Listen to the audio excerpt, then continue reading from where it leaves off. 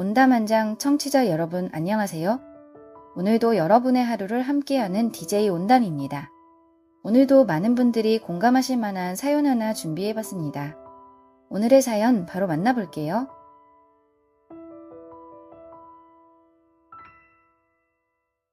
안녕하세요. 서울에 사는 57살 여성 김은경입니다. 저는 얼마 전 결혼한 아들 부부에게 처음으로 우리 집 오지 마라는 말을 했습니다. 사실 저도 이런 날이 올 줄 몰랐어요. 남편과는 30년이 넘도록 함께 살았고 아들 하나 딸 하나를 키웠습니다. 누가 보면 이제야 한숨 돌릴 나이라고 하겠지요. 저도 그렇게 생각했습니다. 아니, 솔직히 말하면 이제는 좀 살아도 되겠다 싶었어요.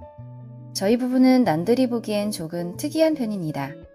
정은 많지만 서로 각자의 시간이 꼭 필요한 사람들이에요. 남편도 그렇고 저도 그렇습니다. 젊을 땐 그런 성향을 누릴 틈도 없었지만요. 애들 키울 때는 늘 집안이 북적였고 부모라는 이름 아래서 하고 싶은 건 대부분 미뤄야 했습니다. 저는 작은 회사를 운영합니다.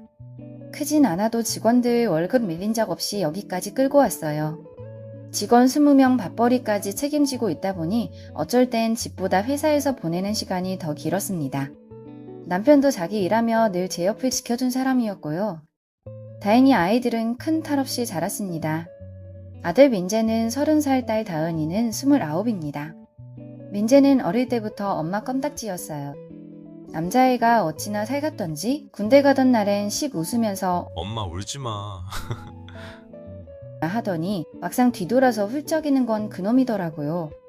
다은이는 반대로 조용하고 독립적인 성격이었습니다. 어려서부터 혼자 잘 챙기는 아이였고요. 저는 늘 아이들에게 미안함이 있었습니다. 일하는 엄마였거든요. 애들 어릴 때 형편이 지금처럼 좋지 않았어요. IMF 지나며 진짜 죽다 살아났습니다. 남편은 반낮 없이 뛰었고 저도 아이들 조금 크자마자 다시 일 시작했어요. 그때 제 시어머니 도움을 정말 많이 받았습니다. 지금 생각하면 눈물이 날 정도예요. 애는 자기가 봐줄 테니 저보고 신경 쓰지 말고 일하라고 하셨어요. 시어머니는 그런 분이셨어요. 하지만 그냥 맡기고 끝난 건 아니었습니다. 돈도 챙겨드렸고 일 끝나면 시어머니 집 청소며 반찬이며 제가 할 수 있는 건 다 했어요. 몸 편하자고 맡긴 게 아니라 같이 버틴 거였지요.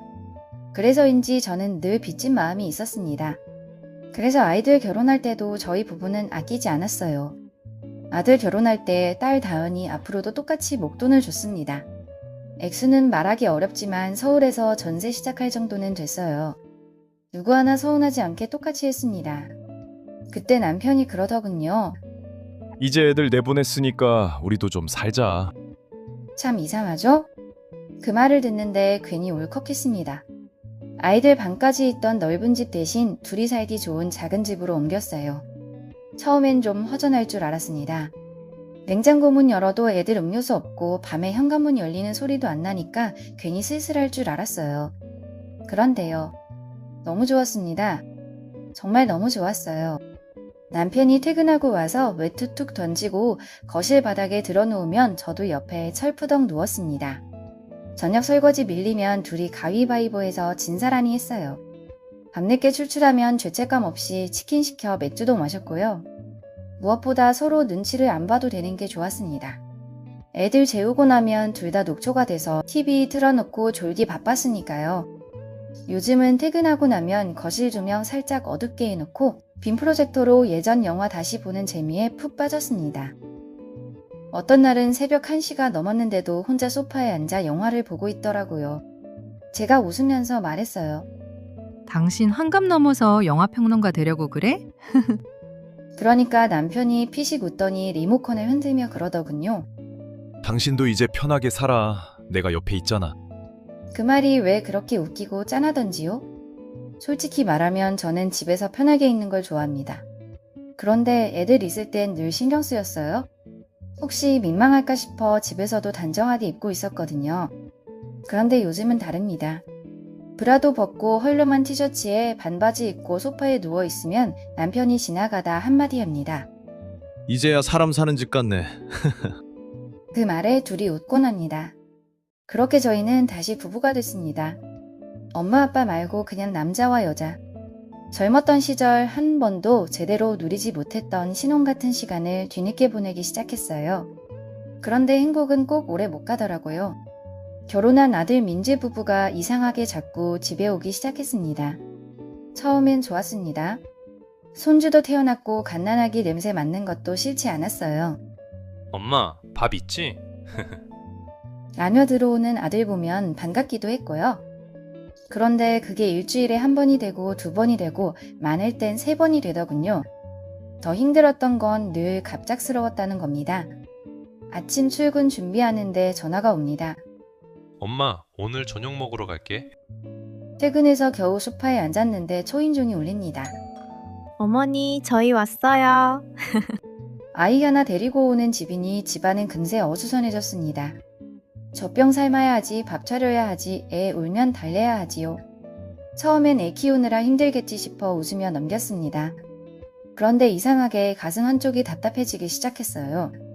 문득 이런 생각이 들었습니다. 혹시 얘네 우리 집을 아직 자기 집이라고 생각하는 건 아닐까? 그때는 몰랐습니다. 그 갑작스러운 방문이 결국 저희에게 가장 어려운 부탁으로 돌아오게 될 줄은요.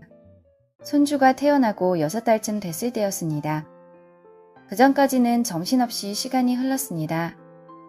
아들 부부도 처음 아이를 키우는 입장이니 얼마나 힘들겠습니까? 밤잠 설쳐가며 아이 보느라 둘 다 쾌한 얼굴로 저희 집에 오는 날도 많았습니다. 특히 며느리는 살도 많이 빠졌더라고요. 아이 안고 있으면서도 많이 힘들어했어요. 어머니, 애가 왜 이러죠? 원래 애들은 그래. 배고프거나 졸리거나 둘 중 하나야. 그러면 며느리가 안도한 얼굴로 작게 웃곤 했습니다. 저는 며느리가 좋아요. 순하고 예의도 있었으니까요. 다만 아직은 누군가 기대고 싶은 나이 같기도 했고요. 어느 날은 아이 재워놓고 식탁에 앉아있는데 며느리가 그러더군요. 어머니, 하루 종일 애랑 둘이 있으면요. 제가 없어지는 기분이 들어요. 그 말을 듣는데 괜히 마음이 쓰였습니다. 아이 키우는 시간이 얼마나 외로운지 저도 아니까요.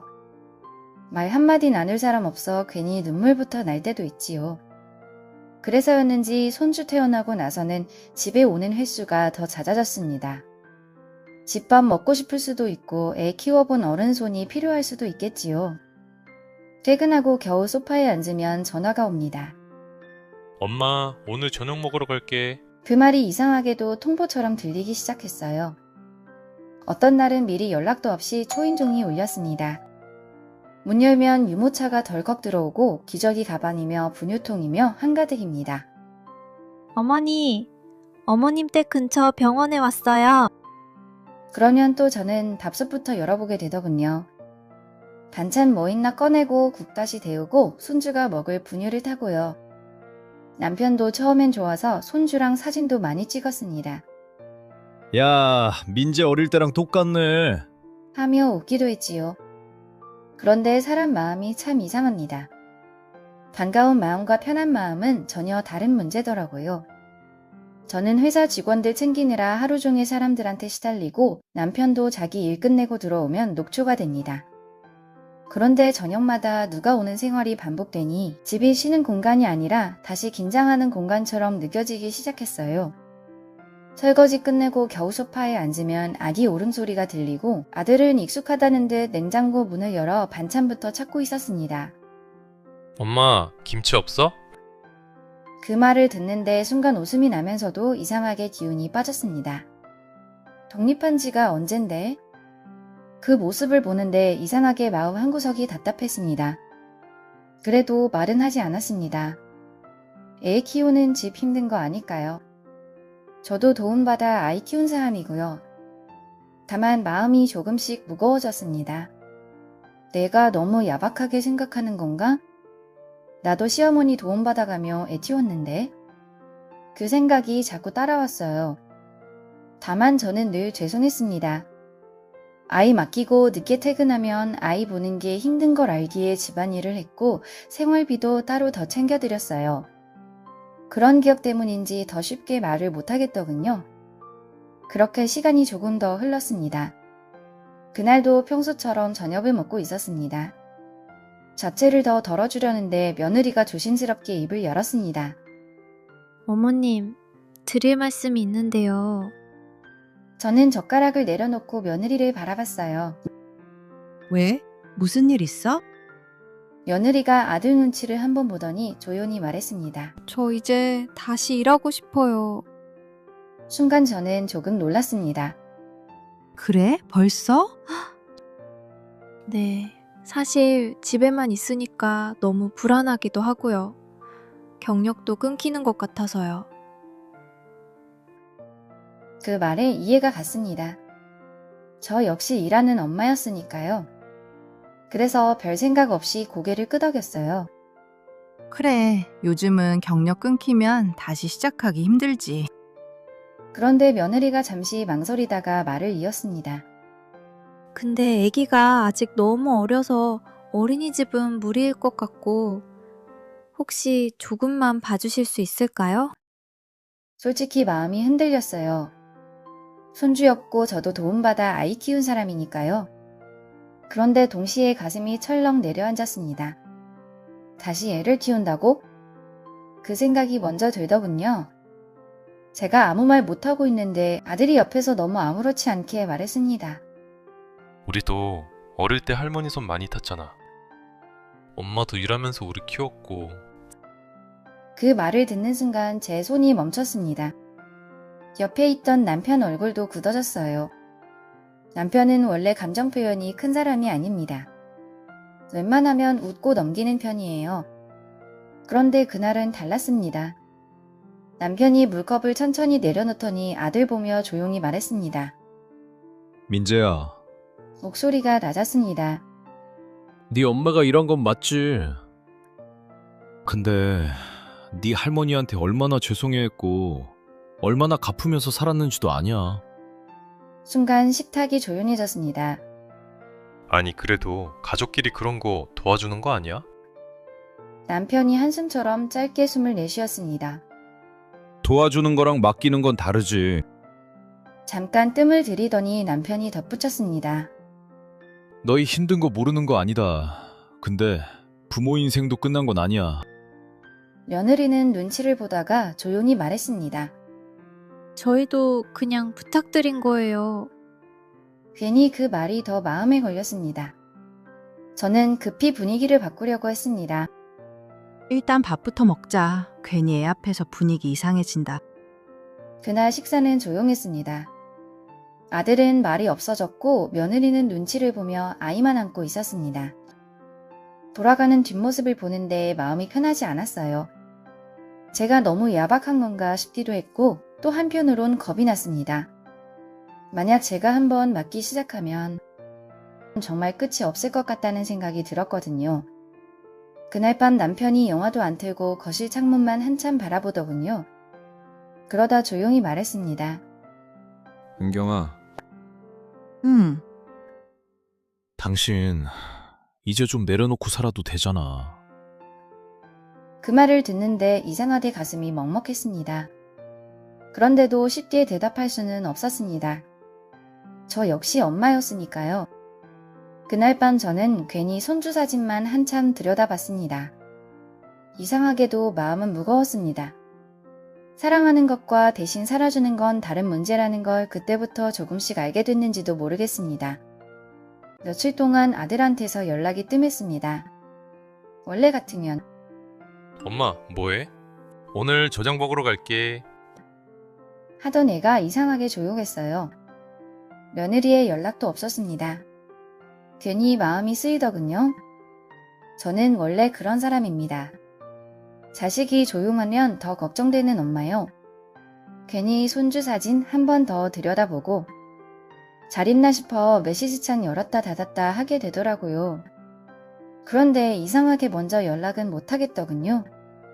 그날 식탁 분위기가 서로 마음에 걸렸던 겁니다.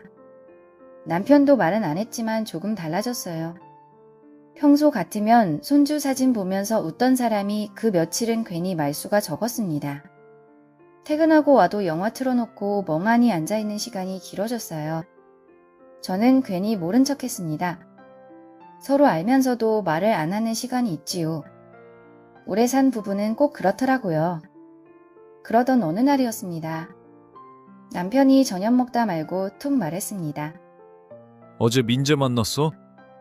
저는 젓가락 들고 있다가 멈췄어요. 둘이? 밥 먹자고 하더라. 순간 가슴이 철렁했습니다. 괜히 예감이 좋지 않았어요. 남편은 한참 물만 마셨습니다. 꼭 말을 고르는 사람처럼요. 무슨 얘기했는데? 제가 조심스럽게 묻자 남편이 짧게 웃었습니다. 그런데 그 웃음이 평소 웃음이 아니었어요. 허탈한 웃음에 가까웠습니다. 결국 하고 싶은 말은 하나더라. 애 못 봐주면 베이비시터 비용이라도 좀 보태줄 수 없냐더라. 순간 가슴이 먹먹해졌습니다. 솔직히 예상 못한 말은 아니었어요. 그런데 막상 들으니까 이상하게 마음이 아프더군요. 아들이 얼마나 힘들면 저런 얘기를 했을까 싶다가도 한편으론 또 서운했습니다. 우리를 너무 자연스럽게 계산 안에 넣고 사는 건 아닐까 싶었거든요. 뭐라고 했어? 제가 물었습니다. 남편은 한참 말이 없었습니다. 그러다 작게 한숨 쉬더군요. 처음엔 그냥 듣고 있었어. 아들도 나름 답답했던 모양입니다. 맞벌이 하려니 돈은 부족하고 아이는 너무 어리고 어린이집은 아직 불안하고 베이비시터 알아보니 비용도 만만치 않았다고 했답니다. 아빠, 우리 진짜 막막해. 그 말에 남편도 처음엔 아무 말 못했다고 했어요. 사실 저희도 젊을 때 형편이 어려웠으니까요. ITU는 집 사정이 얼마나 팍팍한지 누구보다 잘 알지요. 그런데 듣다 보니 자꾸 마음 한구석이 이상해졌다고 하더군요. 아들 말 속엔 어느 순간부터 부탁보다 당연함이 조금씩 섞여 있었다고요. 엄마, 회사 하잖아. 시간 조절 가능하잖아. 할머니도 우리 키워줬는데 뭐. 가족끼리 이 정도는 해줘야 하는 거 아니야? 그 말을 듣는 순간 남편 속이 확 막혔다고 했습니다.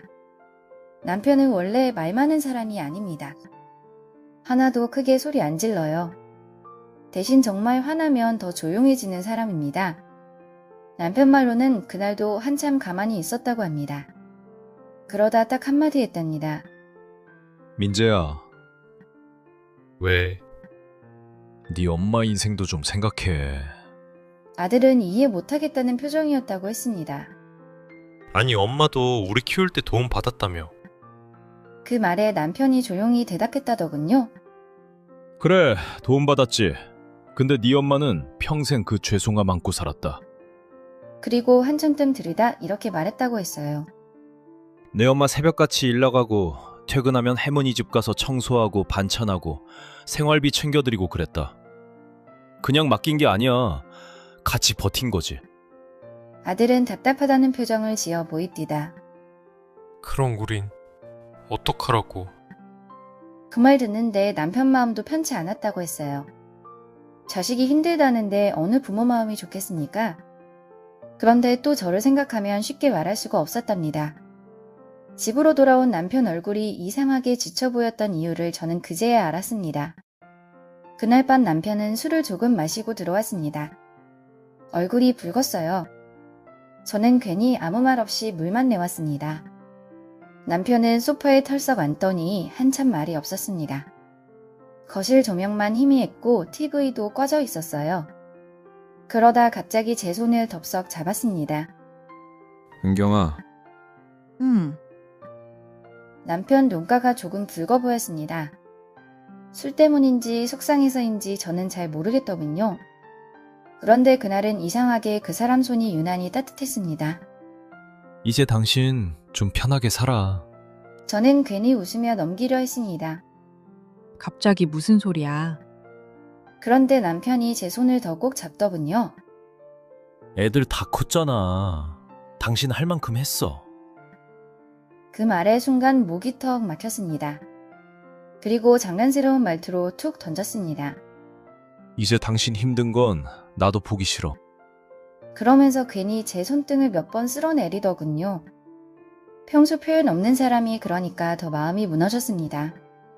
제가 계속 흔들리고 있었다는 거를요. 엄마니까 도와야 하나 아니면 이제는 선을 그어야 하나. 그 사이에서 계속 죄책감과 책임감 사이를 오가고 있었다는 걸요. 그런데 그날 처음으로 그런 생각이 들었습니다. 어쩌면 정말 이제는 결정을 해야 하는 순간이 온 건지도 모르겠다고요. 설날이 가까워질수록 마음이 더 복잡해졌습니다. 아들한테선 연락이 예전 같지 않았어요. 안부는 오지만 어딘가 조심스러웠고 며느리도 괜히 저한테 말을 아끼는 느낌이 들었습니다. 저도 먼저 아무렇지 않은 척 연락하기가 쉽지 않았어요. 그러면서도 마음은 계속 쓰이더군요. 손주 사진 올라오면 괜히 헛되에서 보고 감기 걸린 건 아닌가? 이유식은 잘 먹나 혼자 걱정하게 됐습니다. 엄마 마음이 참 웃기지요. 속상해도 걱정부터 앞섭니다. 설날 하루 전날이었습니다. 아들한테 문자가 왔어요. 엄마, 내일 가도 돼? 그 짧은 문자를 보는데 괜히 마음이 울컥했습니다. 예전 같으면 그냥 오던 애가 허락을 묻더라고요. 저는 한참 화면 보다가 답장했습니다. 밥 많이 해놓을게. 설날 아침부터 음식 준비하느라 정신이 없었습니다. 잡채하고 갈비 재우고 전 부치고 손주 먹을 이유식까지 따로 끓였어요. 남편은 옆에서 귤 까먹으며 슬쩍 말하더군요.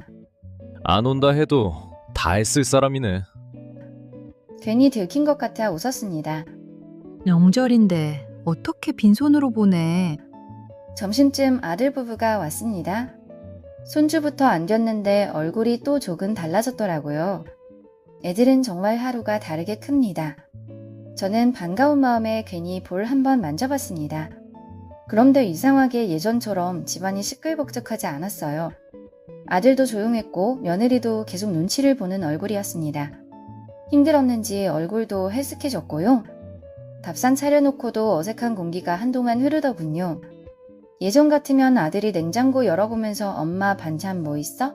했을 텐데 그날은 그런 것도 없었어요. 괜히 그 모습이 더 마음 아팠습니다. 식사가 거의 끝나갈 무렵이었습니다. 남편이 먼저 입을 열었습니다. 민재야, 식탁 분위기가 조용해졌습니다. 지난번 얘기 아빠가 계속 생각해봤다. 아들 표정이 조금 굳었습니다. 며느리도 숟가락을 내려놓더군요. 남편은 한참 뜸을 들이다 천천히 말했습니다. 우리가 안 도와주겠다는 건 아니다. 아들 얼굴에 순간 복잡한 표정이 보이더라고요. 근데 우리가 대신 키워주는 건 안 된다. 순간 조용해졌습니다. 남편은 원래 한번 마음먹으면 단호한 사람입니다. 목소리는 크지 않은데 이상하게 무게가 있지요. 아이의 책임은 부모가 지는 거야. 우린 도와줄 수는 있어도 대신 살아줄 순 없어. 아들 얼굴이 조금 굳어 있더라고요. 한참 있다가 작게 말하더군요. 솔직히 좀 서운했어요. 그 말 듣는데 제 마음도 철렁했습니다. 그때 며느리가 조심스럽게 말을 보탰습니다. 어머님, 저희가 너무 쉽게 생각한 것 같아요. 사실은 너무 막막했어요. 어린이집 보내기엔 아직 어리고 사람 쓰자니 비용이 부담되고 그래서 자꾸 어머님 생각부터 났어요. 그 얼굴을 보는데 괜히 마음이 아프더군요. 얄밉다기보다 그냥 젊은 부모들 특유의 막막함이 보였어요. 그래서 제가 천천히 말했습니다. 엄마도 너희 힘든 거 이해해. 근데 솔직히 말하면 엄마도 자신이 없다. 둘이 조용히 저를 바라봤습니다. 엄마도 회사 다니고 아빠도 아직 일하잖아. 애 하루 종일 보는 게 생각보다 쉬운 일이 아니야. 아들이 고개를 조금 숙이더군요. 그건 생각 못했네. 그때 남편이 물 한 잔 마시고 조용히 말했습니다. 대신 방법은 같이 찾자. 그리고 현실적인 이야기를 하나씩 꺼냈어요. 베이비시터 비용은 몇 달 정도 저희가 조금 보태주기로 했습니다. 대신 아들 부부도 장기 계획을 세우기로 했고요. 급한 날이나 정말 일이 생기면 손주도 봐주기로 했습니다. 하지만 평일 내내 맞는 육아는 하지 않기로 했어요. 그리고 하나 더. 올 땐 미리 연락해. 남편이 말하자 아들이 피식 웃었습니다. 알았어. 그 웃음을 보는데 그제야 숨이 좀 쉬어지더군요. 저녁 먹고 돌아갈 때였습니다. 며느리가 현관 앞에서 머뭇거리더니 조용히 말했어요.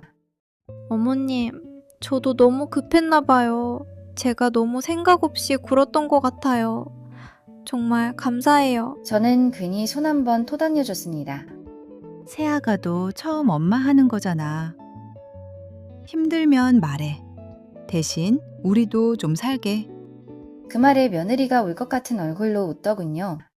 문 닫히고 집이 다시 조용해졌습니다. 거실엔 아까까지 손주가 놀던 장난감 하나만 덩그러니 남아 있었어요. 남편이 소파에 털썩 앉더니 TV를 켰습니다. 영화 볼래?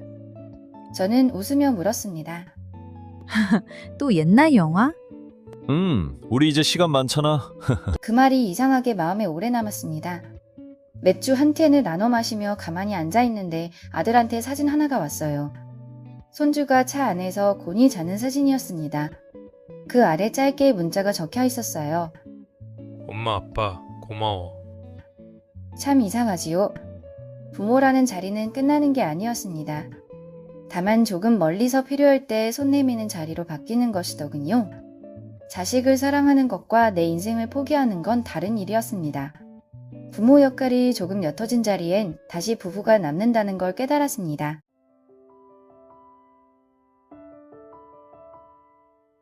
이 사연은 여기까지입니다. 어떻게 들으셨나요? 여러분이라면 어떤 선택을 하셨을지 또 어떤 마음이 드셨는지 댓글로 함께 나눠주세요. 여러분의 이야기도 소중히 읽고 있습니다. 온담한장 오디오북 오늘도 함께 해주셔서 정말 감사합니다. 이 사연이 마음에 닿으셨다면 구독과 좋아요는 다음 사연을 이어가는 큰 힘이 됩니다. 그럼 저는 다음 사연으로 다시 찾아오겠습니다. 오늘도 마음 한켠 따뜻한 하루 보내세요.